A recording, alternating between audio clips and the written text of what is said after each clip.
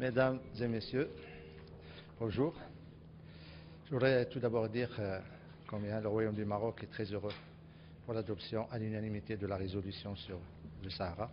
À cette occasion, je voudrais remercier tous les membres du Conseil de sécurité pour leur unanimité et surtout pour leur unité et leur cohésion derrière cette résolution, avec une mention particulière à la délégation américaine et au groupe d'amis qui ont fait preuve de beaucoup de compréhension de la sensibilité de la question, mais également de sa complexité et de ses enjeux régionaux et sécuritaires et politiques.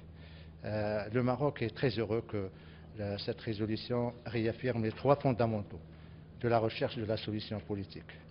Primo, il faut une solution politique mutuellement négociée et mutuellement acceptable par toutes les parties.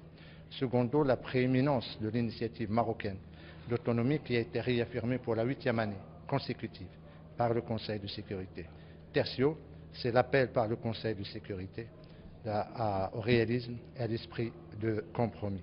Nous sommes également très heureux de relever que le Conseil de sécurité a réaffirmé avec force le référentiel juridique de la médiation politique par le secrétaire général et son envoyé personnel, en l'occurrence le chapitre 6 de la Charte des Nations Unies qui parle de règlement pacifique des différends.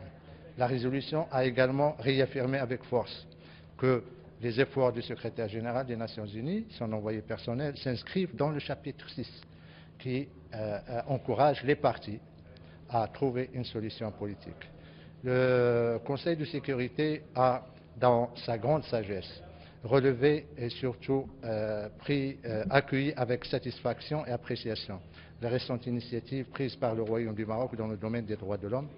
Et je veux citer la réforme de la justice militaire, des tribunaux militaires, l'engagement du gouvernement de répondre aux commissions régionales dans un délai de 3 mois, le renforcement de l'action du Conseil national des droits de l'homme, la ratification par le Maroc du traité sur les disparitions forcées, la coopération, je dirais même le partenariat avec le Haut Commissariat aux droits de l'homme, la poursuite de l'ouverture aux procédures spéciales qui visitent le Maroc, et toutes les procédures spéciales sont invitées, encouragées à se rendre au Sahara. Mais il y a également la visite projetée de la Haut-Commissaire aux droits de l'homme au Maroc. Et au moment où je vous parle, la mission technique du Haut-Commissariat est en train de discuter à l'AYUN avec toutes les sensibilités politiques au Sahara. Je voudrais également relever que le Conseil de sécurité a réaffirmé le caractère régional de ce différend, en mettant l'accent sur la corrélation entre la coopération des pays membres, des pays voisins, en l'occurrence l'Union du Maghreb arabe, et également la sécurité et la paix et la stabilité dans la région sahélo-saharienne. Autre élément dont nous nous félicitons, c'est l'appel pour la 4e année consécutive pour que l'enregistrement des populations dans les camps de Tindouf soit procédé dans les meilleurs délais possibles. Enfin, vous remarquerez que le Conseil de sécurité s'est démarqué, sinon a ignoré totalement 3 aspects que je qualifierais de conflictuels, litigieux, sinon hérétiques. Primo, la création d'un soi-disant Conseil des droits de l'homme dans les camps. Secondo, la coopération d'un acteur non étatique avec le Haut Commissariat. Et tertio, un deadline qui n'a pas de raison d'être. Pour conclure, avant de vous donner la parole, au cas où vous aurez des questions, je dirais que cette résolution est une résolution de sagesse, c'est une résolution qui confirme le droit, qui confirme le cadre juridique de processus politique.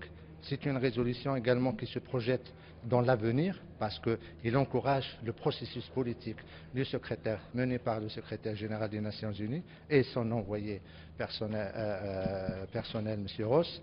Et c'est une résolution, enfin, qui rend justice au Maroc parce que ça va nous aider à aller loin dans la mise en œuvre de nos engagements. Voilà, une ou deux questions si vous voulez. Ambassador, bienvenue to the United Nations. Can you let us know if it's true that your government was considering asking MINURSO to leave Western Sahara based on the Secretary General's report? Affirmative. About the human rights monitoring mechanism. Ladies person, I will give you the floor. Don't worry. Monsieur l'ambassadeur, est-ce que le Maroc est satisfait du paragraphe sur le recensement des populations dans les camps de Tindouf? Nous sommes satisfaits parce qu'il y a un renforcement qualitatif.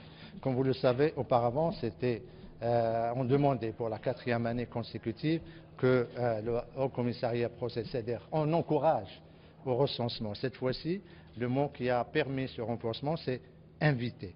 Et quand il y a le terme invité, ça veut dire que le pays hôte sera appelé à réagir à cette invitation et à donner une réponse à l'appel par le secrétaire général, par le Conseil de sécurité. Et je voudrais juste ici rappeler que le recensement est une question purement statutaire et humanitaire pour savoir le nombre des populations, leurs besoins, leur sécurité.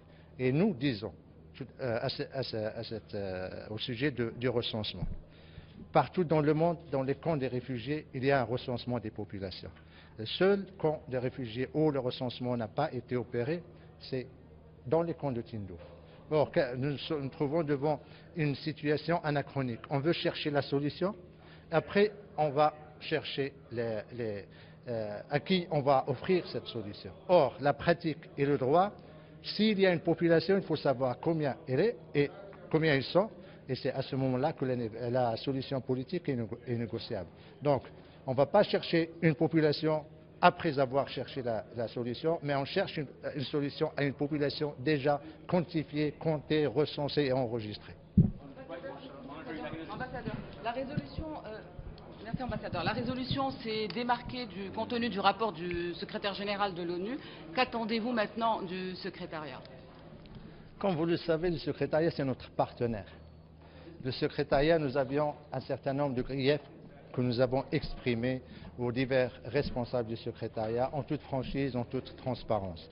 Nous sommes prêts à travailler avec le secrétariat, la main, dans le cadre du processus politique sous les auspices du secrétaire général des Nations Unies et M. Ross. Qu'est-ce que nous demandons au secrétariat? Nous demandons au secrétariat la neutralité. Nous demandons au secrétariat le professionnalisme. Nous demandons au secrétariat qu'il reste à équidistance de toutes les parties. Dans le respect de ce paramètre et surtout des paramètres juridiques de la négociation, le Maroc est prêt à aller loin avec le secrétariat, avec tous les partenaires. Mais nous réitérons notre confiance dans Monsieur le secrétaire général des Nations Unies et nous sommes prêts, de toutes les façons, le choix du Maroc pour la négociation d'une solution politique mutuellement acceptable, il est irréversible, il est stratégique et nous allons y œuvrer durant les mois à venir. Can I ask the question? Je peux faire ma question? Yes, oh, bien sûr. Merci. I wanted to ask you about the human rights monitoring mechanism. It was initially in the advanced copy of Ban Ki-moon's report. The African Union said that they supported it. Rather than get into the history, I wanted to know, can you state the problem that you see with this peacekeeping mission being proposed to have a human rights monitoring mechanism, as some say every mission since 1978 has had? What would be the problem with having such a mechanism? Thank you for your question. First of all, I would like to correct one thing. The MINURSO is not the only mission of the United Nations that doesn't have a human rights dimension.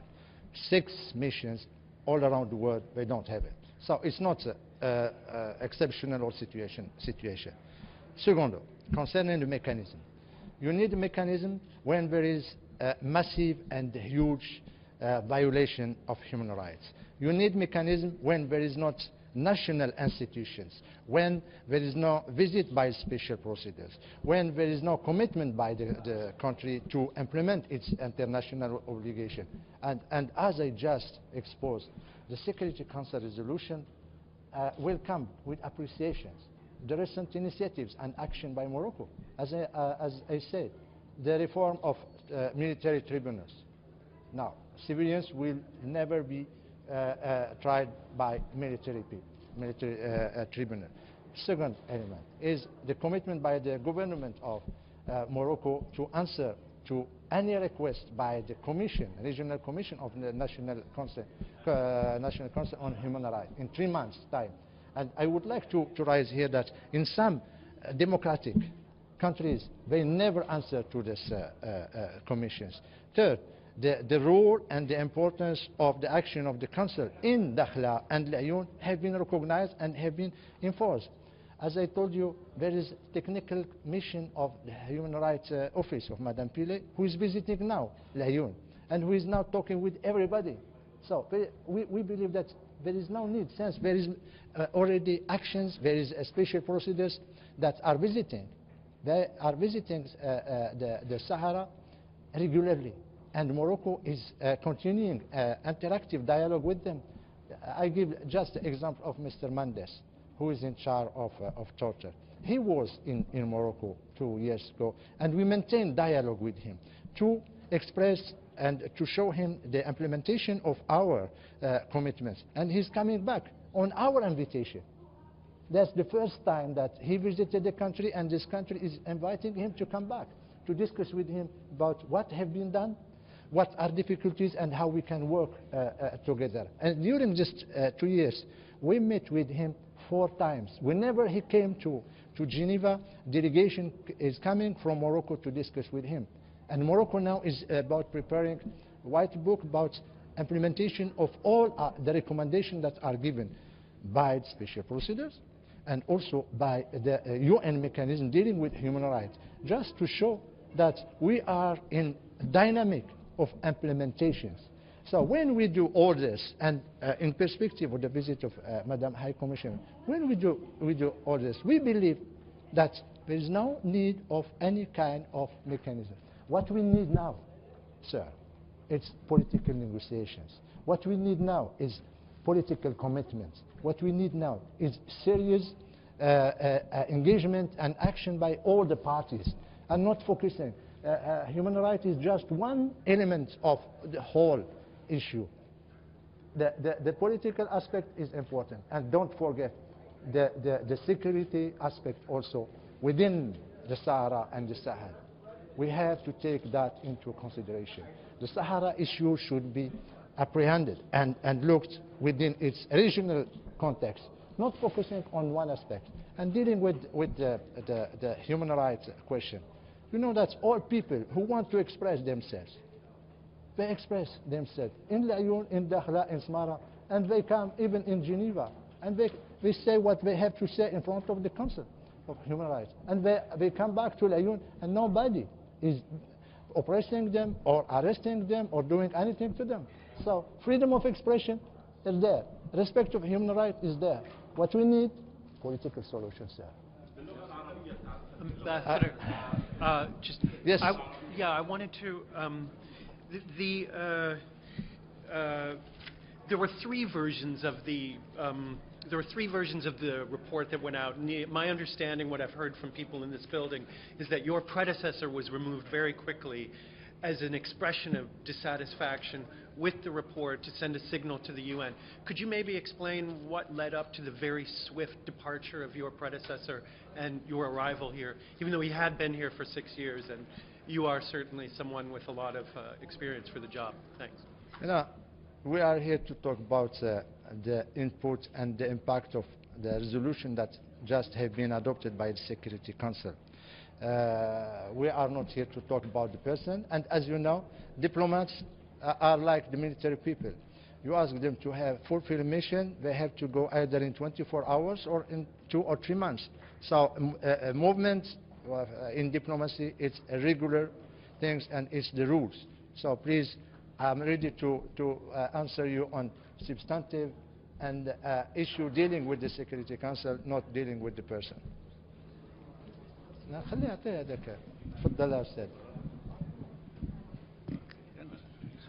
Monsieur l'ambassadeur, j'aimerais vous poser cette question. Quel était l'impact et l'importance de l'intervention de Sa Majesté Mohammed VI en ce qui concerne d'une part l'évolution du rapport du secrétaire général et ensuite l'évolution de la résolution du Conseil de sécurité? Merci. La discussion de Sa Majesté le Roi, la discussion téléphonique de Sa Majesté le Roi avec le secrétaire général des Nations Unies a été décisive, tout simplement parce qu'il a rappelé à M. Ban Ki-moon les termes de leur discussion il y a 2 ans, en août 2012. Et durant cette discussion, Sa Majesté le Roi et M. Ban Ki-moon se sont mis d'accord sur des paramètres pour la poursuite de la négociation, pour la poursuite de la médiation et de l'action également de M. Ross. Or, on s'était rendu compte que ce rapport sortait en quelque sorte. C'est un dérapage qui sortait, qui créait une certaine tension entre le secrétariat, le Maroc, et créait une situation qui n'était pas ou qui n'œuvrait pas dans le sens de la poursuite de la négociation. D'où la réaction de Sa Majesté le Roi, qu'a demandé Sa Majesté le Roi. C'est le respect des termes du mandat de Ross, qui figure dans la lettre qui a été signée par le secrétaire général lors de sa désignation, des résolutions successives du Conseil de sécurité. Et le Conseil de sécurité vient une fois de plus de rappeler que l'action du secrétaire général et de M. Ross s'inscrivent sous le chapitre 6. Et le chapitre 6, qu'est-ce qu'il dit? Il parle du règlement pacifique du différend. Donc, les choses sont claires et nous sommes très heureux que, grâce à cette discussion, à la sagesse de M. Ban Ki-moon, à sa responsabilité, parce qu'il s'est rendu compte que le processus était en danger, la présence de la MINURSO, je viens de le confirmer à votre collègue, était également en équation. Et si, heureusement, M. le secrétaire général a agi avec responsabilité, parce qu'il ne faut pas faire quelque chose qui puisse, au lieu de régler le problème, on dérègle tout ce qui a été fait jusqu'à maintenant. Et si, heureusement, l'intervention royale a été judicieuse, pertinente et, je crois, sage et utile. Polisario, ils peuvent parler à ce micro? Et ils n'ont pas le droit de parler à ce micro, parce que c'est un acte... Ils n'ont pas le droit. C'est pas moi qui gère les Nations Unies. But the Turkish Cypriots, for example, they're not a country, but they speak on microphone. I'm not talking about Turkish. Okay. I'm just saying that rules here, it's UN who are in charge of rules. Okay. I'm not in charge. I'm sorry. Okay. Merci. But